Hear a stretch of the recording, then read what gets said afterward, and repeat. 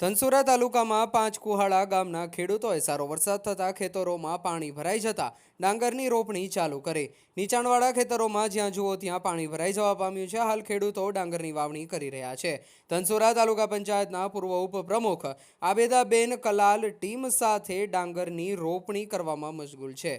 યુસુફભાઈ કે કલાલ, પાંચકુહાડા।